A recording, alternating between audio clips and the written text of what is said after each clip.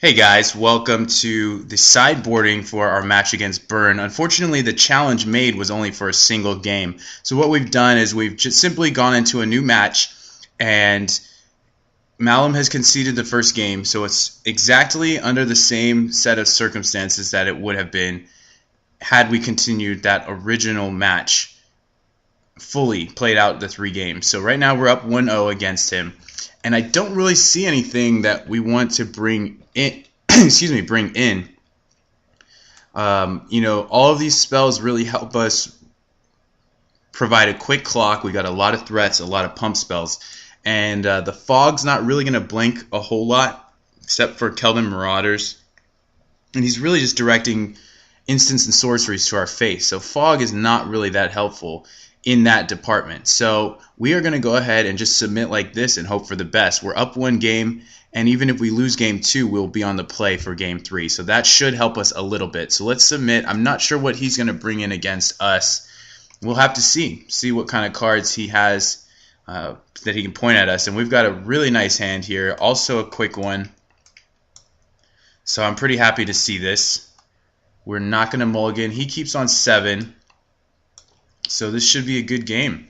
Actually leads with a tapped land, so he may have a Kiln Fiend or a Keldon Marauder. So I guess that is a good reason to play out to board into Fog, but that is also kind of narrow. He may actually, well, he does have it. So I think what we're going to do here is we have a couple of options. We can attack into this and then untap it with either the Quirion Ranger, which allows us to leave up Vines of Vastwood, or we can play Safehold Elite, which then forces him to have 2 removal spells, not just for the Safehold Elite, but he also has to get rid of the Sentinel on top of that. And we're not really going to be short on lands at any point, so playing the Ranger is just a slower clock, and I don't think it does a lot for us. So we're going to play the Safehold Elite. And hopefully he won't be able to attack. And then we have Vines to back it up. So, like I said, I'm hoping this will pan out for us. But he also has a lot of burn, so he might be able to burn everything out of the way. And we just end up taking a bunch of damage. Otherwise, we could be offered a trade, which would be great. But a Kiln Fiend is not exactly something we want to see hitting us in the red zone, because that's just really rough. So he's got another creature here. So this leads me to believe that maybe Fog is something we'd like to bring into the combat zone. I'm actually going to threaten him with the Nettle Sentinel. And then if he doesn't block... Well, sorry, if he blocks with the Marauders, we can Vines through that. And then we can play Pit Skulk. If he doesn't block, we're going to end up taking damage from the Marauders next turn, but we will have Pit Skulk and Ranger on the table. So let's attack with the Nettle Sentinel. See what he wants to do. So this is essentially going to be a pretty bad removal spell, but I think ultimately it's worth it. We could also just hit him for 6. Which is an option, but not a great option. So I think we're just going to make him take 2. And we'll leave up the Vines defensively, because we've got a lot of damage for him coming down the pipe. And I left this back because I wanted to have a creature that can profitably block the Kiln Fiend or profitably eat a removal spell. So we're not going to use the ability. We're going to go ahead and pass the turn here. And hopefully we'll be okay. Like I said, we will take the lump from this Marauder, but we just don't want to get hit with the Kiln Fiend.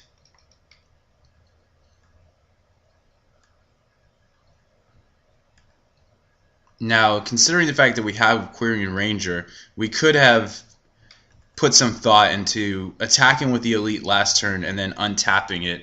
But right now, I think we've got him pretty much blocked.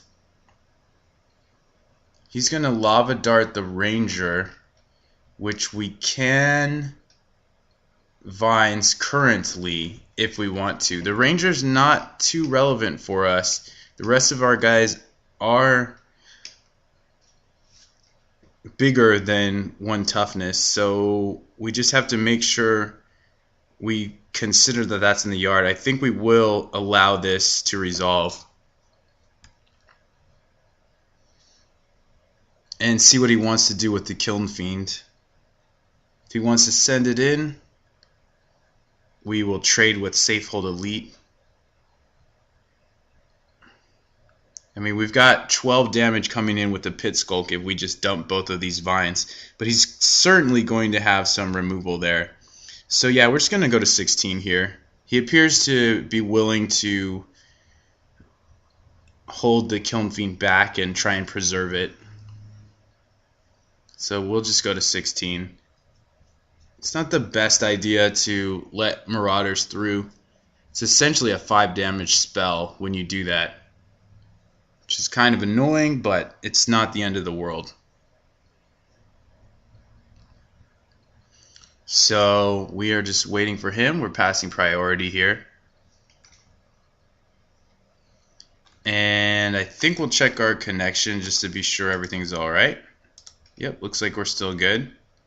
So we will hang out here. He's got 4 cards in hand. He's got this Lava Dart also to add some damage. Hopefully we'll be able to swing with at least both of these creatures. We can double Vines, which will put him pretty low. Meaning I can try and Vines my Pit Skulk, and then he can try and... Oh, does he have a second one? Alright, this makes things pretty complicated here. But I still think we're okay in terms of making an attack. We also have a Ledge Walker. So there's a lot to think about here. I think we can attack with both guys.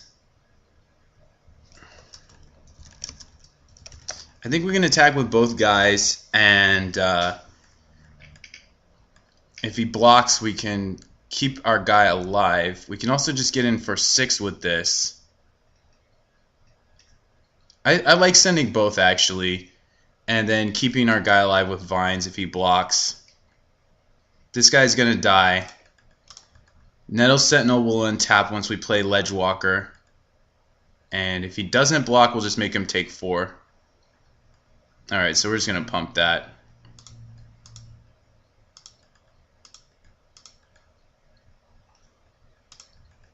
So now he takes 2. He goes to 14. We're gonna go to 13 by the end of or by his upkeep, actually. So, but Ledgewalker's decent here. I don't really get the feeling that he's got Martyr of Ashes in hand, especially because he's running low on red spells. Well, actually not. He'll have enough to kill our team, essentially. This is going to be unblockable. This is going to be kind of unblockable.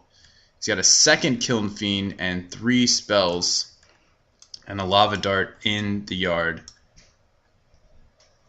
So we may want to just use this Vines of Vastwood defensively.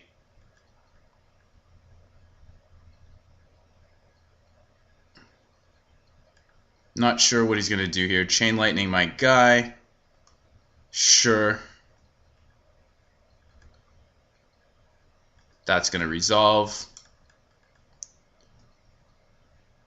Now the Ledgewalker's not really doing much on D. So I think we're just going to attack. This is doing something on D. But we are also a little bit at risk of a counterattack. So he's going to draw another spell, so that's just about enough to kill us.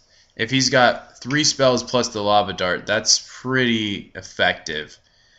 So I think we're just going to have to attack with the Ledgewalker and leave up Vines of Vastwood for our Pit Skulk. I know it's kind of sad. We're going to hope to draw a Quirion Ranger or a Rancor or something. But right now, these Kiln Fiends are just too much of a threat to allow for to really open ourselves up, you know. Now 3 mana is a Rift Bolt, which we're going to go ahead and Vines. We'll let the triggered ability resolve. And now we'll cast Vines of Vastwood, and that should deter him from... Is it better to cast Vines of Vastwood or Groundswell? I think it's actually a good question. The Vines is a guaranteed +4/+4. This is a situational +4/+4. So I think we'll actually use this. Though if he attacks, it's still a trade. Whereas if we Vines it, it's a 6/6 and it's not a trade. But I still think that's okay. We'll use the Groundswell. If he wants to trade, he's welcome to. We can also risk a Fire Blast and let one of them get through, which is an option. Oh, he's going for a Fire Blast now. This is going to be pretty bad for him if he does this. It's clear that he has it. Oh, sorry. He actually has the Lava Dart, which I forgot about, which is a pretty big misplay. This means we're going to take 7 if we allow this to resolve. So I think we're going to have to go with the Vines. I know it's very unfortunate, but I definitely misplayed that one. And I ended up using both spells instead of one. It did cost him a mountain, but I completely forgot about the Lava Dart, which there's no excuse for. Definitely a bad play there. The Rift Bolt is also going to fizzle. And we lose 4 damage. We lose out on 4 damage, which is very sad. And he's going to have more burn spells on the way. But he basically really swung the tide of that game in his favor. Unless we hit like a Rancor. We hit a Forest. That's not very exciting at all. So I think we're just... I think we have to start putting a clock on him, to be honest. He's got 2 lands, so at most he can probably do 6 to us, and then this is 7, so that would be lethal. But I don't know if we can afford to wait.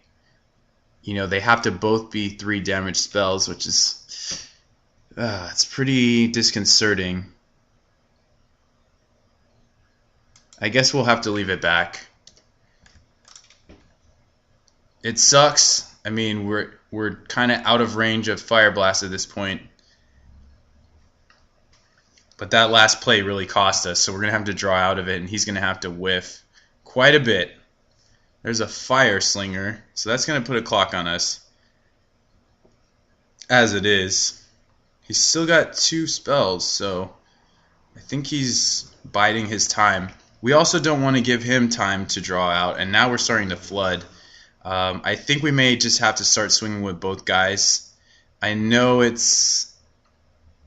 Well, actually, if he was going to kill that guy, he would have done it last turn, right? I really don't like being this cautious, but I think we're going to.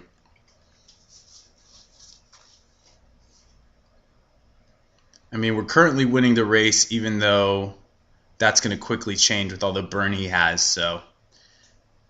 Yeah, I'm just not sure what I want to do here. So he's going to Chain Lightning that.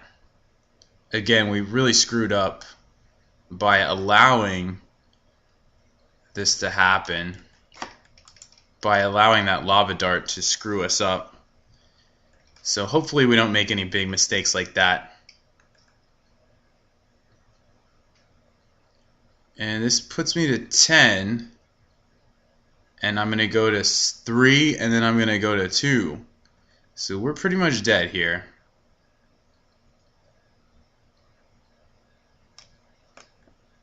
Not a lot we can do when we're at 2. So had we attacked, I think we would be dead right now, because that Chain Lightning would go to our face. And I think we just have to convoke this... Gather Courage, or do we want to double block the Kiln Fiend? We have no way of killing this, so we have to race. Maybe we kill the Kiln Fiend with the Gather Courage and hope to draw something else. We have to draw... How do we even win? We have to draw 2+4/+4 spells. That actually, we have to hit runner, runner, +4/+4. And he has to have no burn, which I don't know how possible that is. But we are going to try and kill the Kiln Fiend with the Gather Courage. That's the plan. It's not fantastic, but it's decent. Had we kept the Groundswell around, he'd be at 6 right now. So it's possible we could eke out a win. 2 mana Searing Blaze. Looks like we're going to be dead. Alright, so that's going to do it. I think. I mean, did he play a land? Yeah, he played a land, so even this won't save the creature. So, yeah, we're just dead. Plus, we would have been dead just by the damage itself. So, alright, that's game 2. So let's go ahead and go to game 3. Let's see our sideboarding. Now, we see that he's got a number of creatures we don't like. I think a Fog might actually help us out. Longbow and Hornet Sting only hit the Fire Slingers, but the Fog is actually pretty nice. I think we might like it over the Sheenan, since, you know, he is on D, but he doesn't have a lot of great defensive creatures. So I think the Fog's going to be a little more useful. Gather Courage is still a cheap way to get damage in. I think we're only going to bring in 2 copies of Fog. We don't want to go too low on creatures. And I don't think we want to replace any of these. I could see replacing this or this, but on the offensive, we want to be a little more quick. I mean, we want to be quick regardless because we're essentially racing this guy. Definitely want to play first. Going to go to the last game here. Now, this is an interesting hand because we only have 1 land, but we can cast 5 out of our 6 spells. And we also have Rancor, which may or may not get our guy killed. I don't think we want to mulligan this. We're very dense with spells. It's close.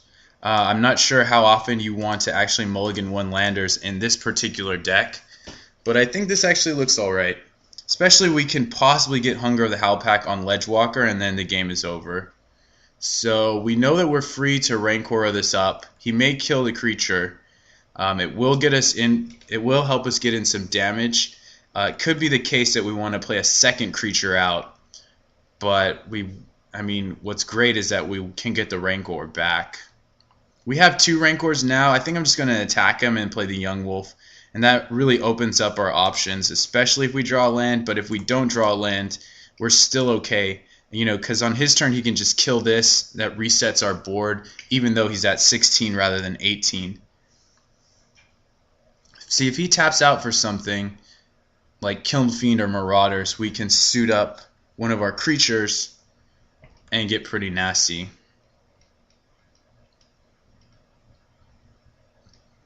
So I think we just want to suit up the Young Wolf unless we draw a land. Yeah, I think or we can attack with the Young Wolf and then Hunger, but I want to save the Hunger. So getting in with the Young Wolf, he attacks us. Next turn we can attack him.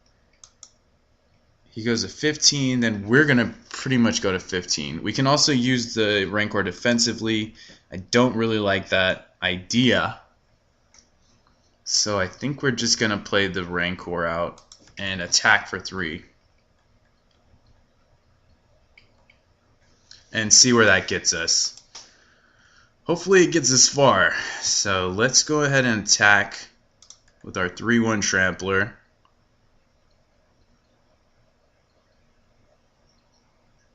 He's going to block, so he's going to take no damage. We're going to go to 18. We're going to get a 2/2, and then we're going to get a Rancor in hand. So what's interesting here is that he may actually be signaling to us that he's got either another Marauders or he's got a Martyr of Ashes, which I think could very well be the case. So I'm a little interested in leaving the board as is. I mean, I'm fine hitting him for 4 here, leaving up Vines of Vastwood and going from there. There's no reason for us to lose a Rancor. when we can just simply attack him for 4 and be in really good standings. So we're going to do that. He's going to try and bolt my guy. So I think we'll just counterspell this. See how that goes. And this may force him to use some more burn on our creatures, which keeps our life total up. He's going to cast Faithless Looting. Very interesting. So let's see what he discards. He's probably got a lot of options. Discards a Shard Volley and a Forgotten Cave. He plays a Forgotten Cave. And he's deciding whether or not he wants to kill a guy. Plays another Fire Slinger. So he's down to 3 cards. This is looking really nice here. I think I like the idea of playing Rancor at this point in time. And it doesn't really matter which creature we put it on. So, yeah, let's throw it on the Sentinel. Since it can tap and untap and things like that. And that should resolve. Now he's got really terrible blocks and he's very far behind on the race, so we'll just ship the turn. We have nothing else we can do. It's actually going to block and take 3. Okay, so that buys him some time, but it's not looking too good for him. And he's at 11. We've got all these pump spells. There's the Martyr of Ashes. It's going to deal 2 damage to each creature, which is okay. Hopefully he doesn't have another one. Oh, he's not going to do it yet. I thought it was like Crypt Rats for a second where it also deals. So he may have a second one. We're probably just going to have to risk that. And I think we'll draw into a land pretty soon. Oh, there's a Nettle Sentinel. So let's go ahead and do that. And we'll pass. He's got 2 Lava Spikes for us. He's got a Kiln Fiend as well. So that's a little dangerous. That takes us to 11, and this is up to 7. We also have this land here.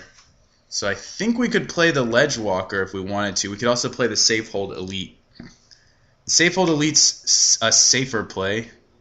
No pun intended. Yeah, I think we're going to want to do that.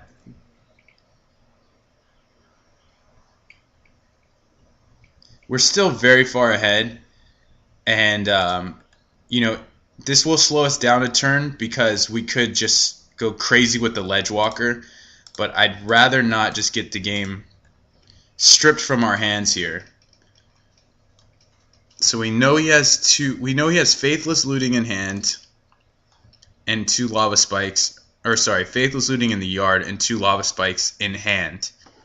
So we have to be aware of these things. We can't just ignore them. Looks like he was considering burning one of our guys there. We have so many pump spells and protection spells. Him being at 9 is just so enticing for us to really take the game down. So let's see what he does. He's definitely this is a big turn for him. It's a big turn for us as well. He's considering his options. The 2 Lava Spikes put us virtually at 11 here, and I don't think he's going to have enough to burn all of our guys away. But it becomes very dangerous if he can burn, if he has 2 other burn spells for our creatures. I'm guessing he only has 1 right here, which will allow us to block the Kiln Fiend.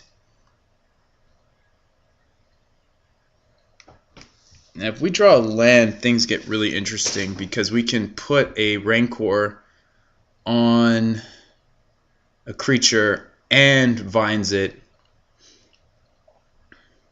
We also have Groundswell. I mean, we have a lethal attack with the land. I'm pretty sure. We have 2 Rancors and a Groundswell, or a Hunger of the Howl Pack.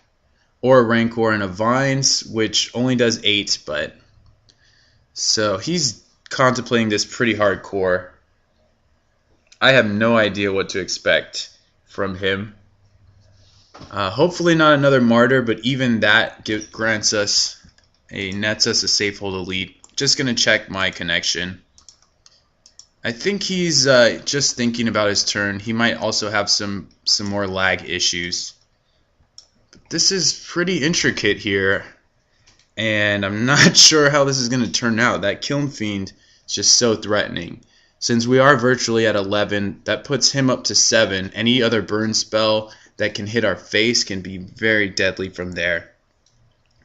So we would love to draw Fog. We would love to draw a land. There's a Rift Bolt. So I don't think he's going to attack me. I think he's going to try and go for the Jugular next turn. And we do draw a land. So I think we can go for it here. What we can do is, we know he's only got one burn spell to kill a guy. So we can go for the Rancor. If he tries to kill the creature, we can cast Groundswell on the creature. And then it's an 8/6, and then we can put the other Rancor for 10. He has to block with the Kiln Fiend, and then he's pretty much just dead.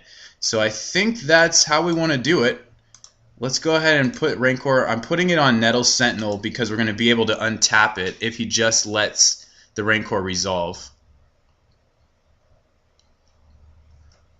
Yeah, here we go. So this is going to be perfect for us.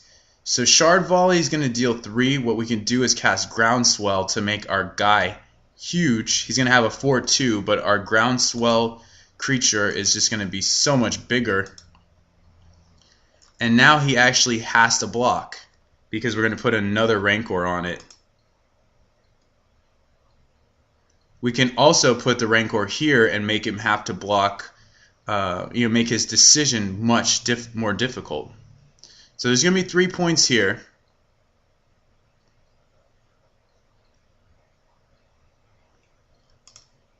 And then this is going to be an 8/6. Actually, if we send both, is he dead? I think he's dead either way. So he blocks here. 4 goes over 2. I think he's dead. I'm not positive. This is threatening 12. Yeah, he can only block. He can only block 2 of it. So I think we've got him here. So it looks like we're going to take a victory against Burn. And that was a kind of a nail biter. The Kiln Fiend was a huge X factor for him. We were able to be on the play, which was just so enormous for us. That risky keep, I think it paid off there. At any rate, I really hope you enjoyed the match. Please leave some comments. Let me know what you think of these matches, of the gameplay, of the deck, and we'll talk to you guys later.